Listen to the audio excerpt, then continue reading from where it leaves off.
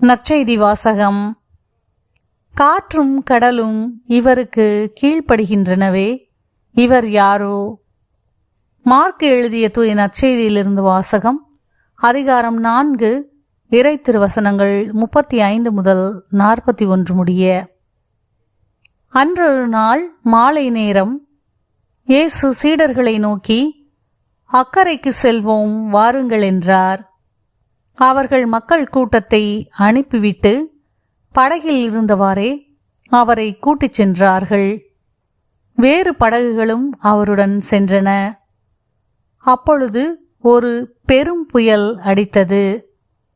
அலைகள் படகின் மேல் தொடர்ந்து மோத அது தண்ணீரால் நிரம்பிக் கொண்டிருந்தது.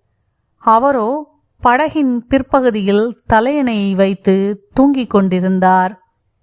அவர்கள், போதகரே, சாகப் போகிறோமே, உமக்கு கவலை இல்லையா என்று சொல்லி அவரை எழுப்பினார்கள்.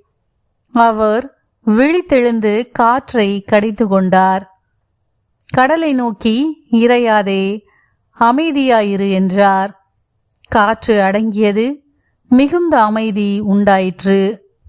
பின் அவர் அவர்களை நோக்கி, ஏன் அஞ்சுகிறீர்கள்?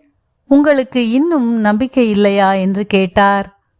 அவர்கள் பேரச்சம் கொண்டு, காற்றும் கடலும் இவருக்கு கீழ்ப்படுகின்றனவே, இவர் யாரோ என்று ஒருவரோடு ஒருவர் பேசிக்கொண்டார்கள்.